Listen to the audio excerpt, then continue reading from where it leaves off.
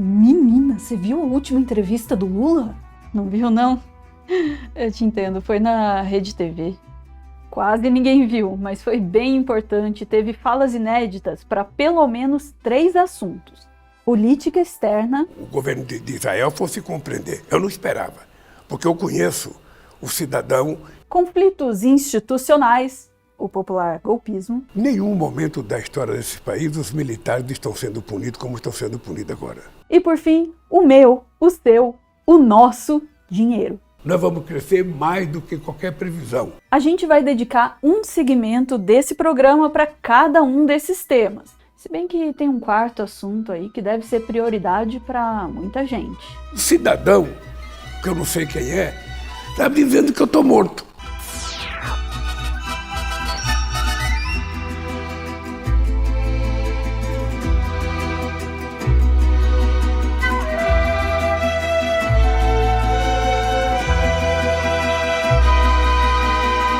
Sendo bem sincera, a entrevista que a gente vai analisar aqui é uma das principais entrevistas que o Lula concedeu nesse 3º mandato. Não foi a entrevista mais longa e também não foi a entrevista para o canal mais importante. Aqui o Lula aparece com o Kennedy Alencar na Rede TV para uma audiência menor do que de novela da Record.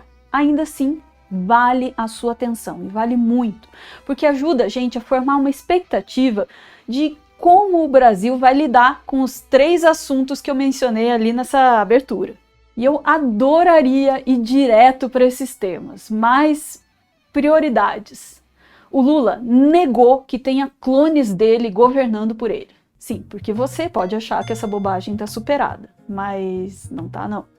Todo dia tem alguém que recebeu uma mensagem do além falando sobre os clones do Lula. Jesus, como assim? Eu disse, quem vai ser o novo presidente do meu país? Ele disse, o presidente do Congresso, Arthur Lira. Eu falei, capaz, Jesus.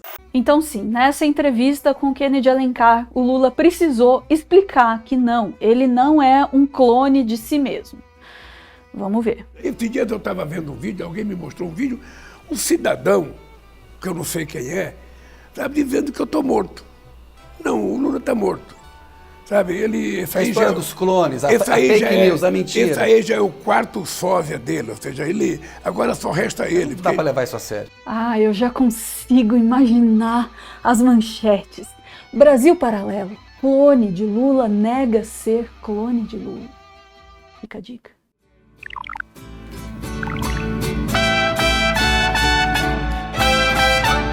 Você deve ter percebido já que nas últimas semanas o governo brasileiro deu prioridade à questão da faixa de Gaza. Primeiro, que o Lula destacou Silvio Almeida, certamente o maior orador que ele tem à disposição para ir ao Conselho de Segurança da ONU e dar um recado duro e claro.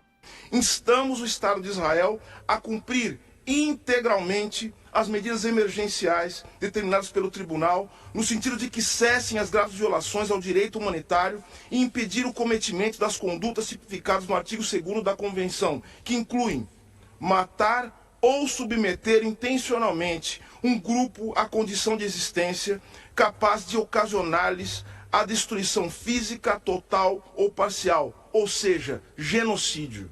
E não foi só isso, claro, teve também a fatídica fala do Lula comparando passado e presente e metendo o Hitler no meio. Sabe o que está acontecendo na faixa de Gaza com o povo palestino? Não existe nenhum outro momento histórico. Aliás, existiu quando Hitler resolveu matar os judeus. O que a gente precisa pensar é que o posicionamento do Brasil diante dessa ou de qualquer outra barbárie não considera só os interesses de Israel, nem só as vidas palestinas. Ele considera o interesse do Brasil. Então a gente fica aqui se perguntando onde é que o Brasil está mirando.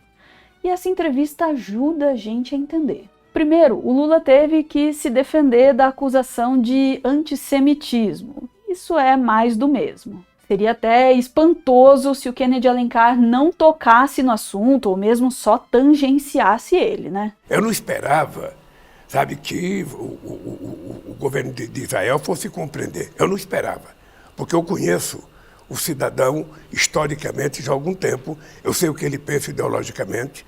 Sabe? Então, mas o que não está é importante acontecendo... separar o Estado de Israel, o Netanyahu, eu separo o Estado do povo de Israel. judeu? Eu separo. Porque... Só que isso daí é só a superfície.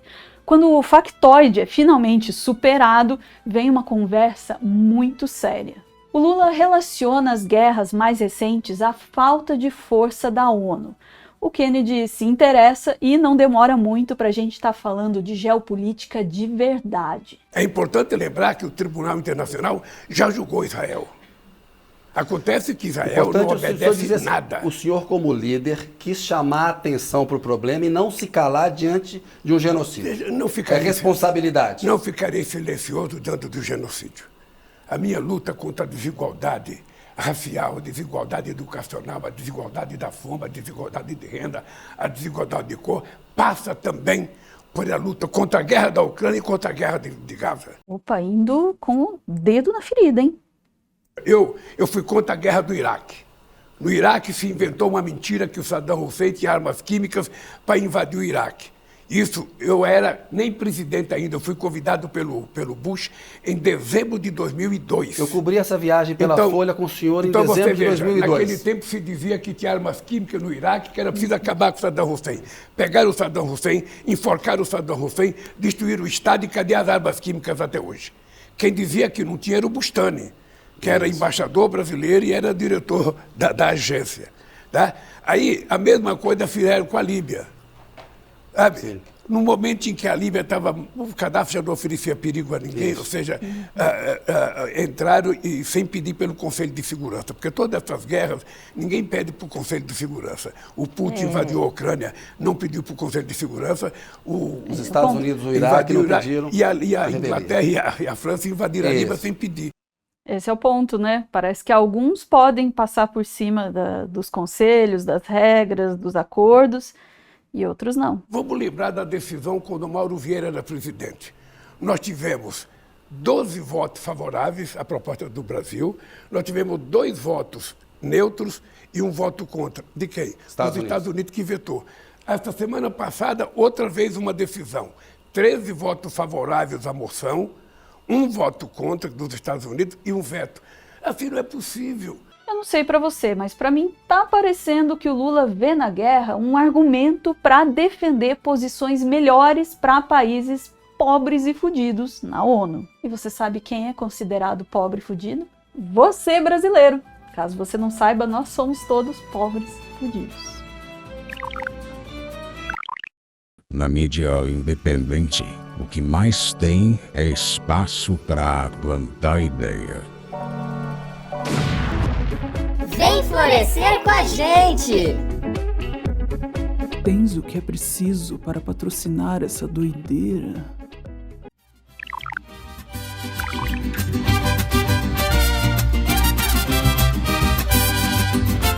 Já aconteceu mais de uma vez na história do Brasil.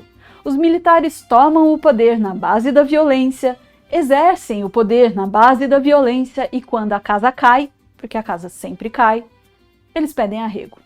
E por arrego, entenda anistia. Porque sim, tá acontecendo de novo. Nós já anistiamos no passado quem fez barbaridade no Brasil. Agora, nós pedimos a todos 513 deputados, 81 senadores, um projeto de anistia. Nesse exato momento histórico em que um golpe de Estado falha, a gente tem uma chance única de fazer diferente. E com isso, evitar que a história se repita. Ou pelo menos é assim que a gente enxerga, né? Será que o Lula vê por outro ângulo? Esses militares não têm que ser punidos. Que legalistas são esses que toleravam o acampamento golpista até 8 de janeiro, presidente? Primeiro, vamos ser francos. Vamos? Em nenhum momento da história desse país os militares estão sendo punidos como estão sendo punidos agora. Nenhum. Lembre algum momento em que general foi chamado pela Polícia Federal para prestar depoimento. Coronel. Todos que foram provados e todos que provarem que participaram serão julgados. Serão punidos, não fique preocupado com isso. Pois a gente aqui se preocupa principalmente com a possibilidade, porque sim, isso ainda está em aberto, desses militares responderem, quando muito, na justiça militar. Você sabe o que é a justiça militar? É uma justiça feita por generais para generais. Já houve até quem muito habilmente tenha chamado de justicinha de brinquedo. Se você acha que eu estou exagerando e você não tem ideia do nível da justiça militar, eu vou relembrar um caso para você ter noção do tamanho do problema. Na véspera da Páscoa de 2022, um pesquisador descobriu áudios que comprovavam que a justiça militar sabia das torturas realizadas durante a ditadura militar. A gente está falando de coisa muito violenta, muito hedionda e inadequada para o YouTube. Agora, eu quero te mostrar como foi que a justiça militar reagiu a essa descoberta. Quando esteve presa na UPAM, foi torturada, apesar de grávida, física e psicologicamente, tendo inclusive que presenciar as torturas infligidas ao Bino Vacara, seu marido, razão porque se viu obrigado a assinar todo o interrogatório sem reagir. Vocês acham que eles ficaram com vergonha? Baixaram a cabeça? Admitiram? Então saca só como o general Luiz Carlos Gomes Matos defendeu o tribunal acusado de acobertar tortura. Tivemos aí alguns comentários contra o nosso tribunal, ou contra a justiça militar de uma maneira geral. O coronel Campos, que é o nosso ASCOM, me passou tudo que aconteceu. Eu estava lá em Curitiba, como o senhor sabe, mas nós não temos, somos absolutamente transparentes nos nossos julgamentos. Então, aquilo aí, a gente já sabe os motivos do porquê que isso tem acontecendo agora, né, nesses últimos dias aí, seguidamente, por várias direções, querendo atingir Forças Armadas, o Exército, a Marinha, a Aeronáutica e, sem dúvida, nós que somos quem cuida da disciplina, hierarquia, que são nossos pilares, nossas Forças Armadas. Chega a dar assim um negócio assim no sangue, vai. Mas eu disse ao coronel Campos, nosso ASCOM, né, que não faríamos nada, não tínhamos resposta nenhuma para dar. Simplesmente ignoramos uma notícia tendenciosa daquela que nós sabemos o motivo, né? Então, aconteceu aí durante a Páscoa. Garanto que não estragou a Páscoa de ninguém, porque a minha não estragou. Você sabe o que atrapalha a Páscoa de verdade, general? É ter um familiar, um amigo, um amor torturado por militares durante uma ditadura. E ouvir, décadas depois, que vocês vão continuar trabalhando do mesmo jeito. Desse jeito mesmo. A conclusão é de que em 2022 não era só o Bolsonaro que estava fazendo apologia da tortura, não. As Forças Armadas, representadas pela Justiça Militar, também estavam defendendo os torturadores. Eu não sei vocês, mas eu tenho cá para mim que é meio perigoso a gente dar todas as nossas armas na mão de gente que ainda pensa assim. Mas o Lula parece que acha que dá para conciliar. Em 64, eu tinha 17 anos de idade, estava dentro da metalúrgica Independência quando aconteceu, sabe, o golpe de 64. Isso já faz parte da história, já causou o sofrimento que causou, o povo já conquistou o direito de democratizar esse país, sabe, os generais que estão hoje no poder eram crianças naquele tempo, sabe, alguns acho que não tinham nem nascido ainda naquele tempo. Então, o que eu não posso é não, sabe, tocar a história para frente, ficar remoendo sempre.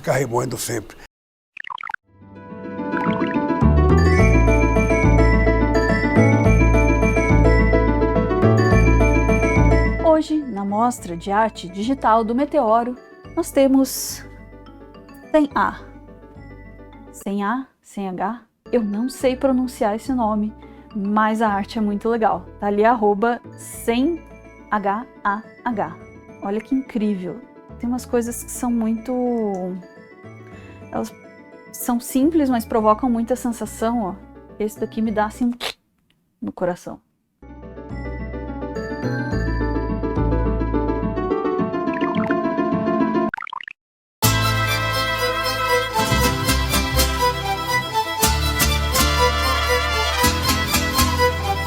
Economia, PIB, Produto Interno Bruto, também conhecido como a soma das riquezas que um país produz.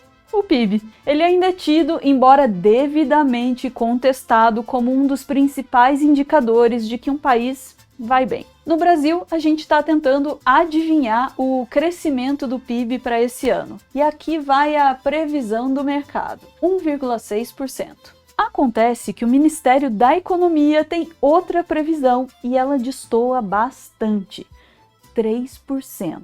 Essa previsão mais otimista de 3% já estava dada desde dezembro. O primeiro a mencionar os 3% foi o ministro da Economia, Fernando Haddad.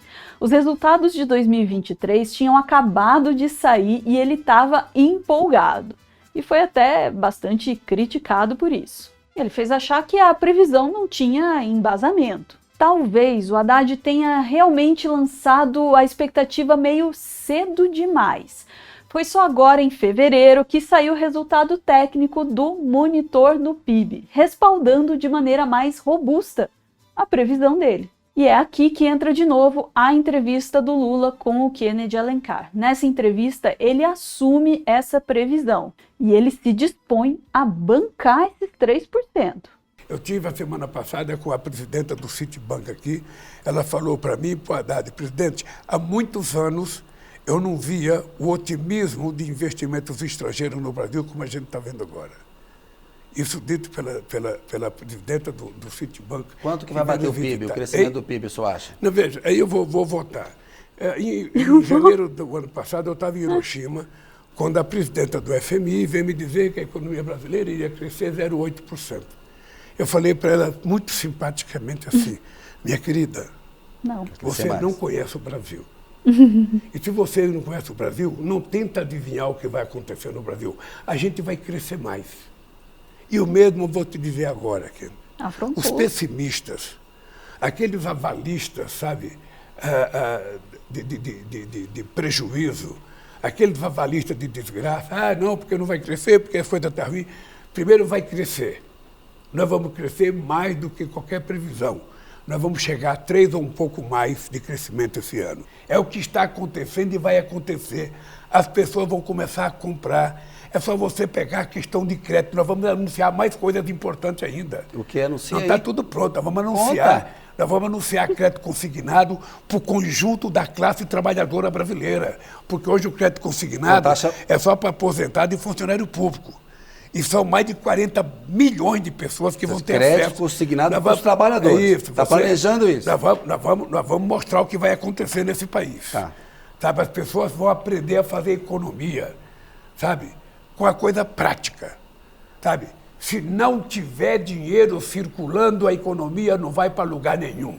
Isso é um ponto. Se o dinheiro sai do Itaú para o Bradesco, do Bradesco para o BTG, do BTG para o PX, do PX não tem para outra, ninguém vai ficar bem, só eles. E o que nós queremos é que o dinheiro chegue na mão das pessoas mais humildes. Mas sabe qual que é o problema com essa distribuição de renda quando o dinheiro para de circular da mão do banco para o banco, para o banco, para o banco? É que o banco não gosta, especialmente os banqueiros. Será que o Lula está disposto a topar essa briga? Vamos ver.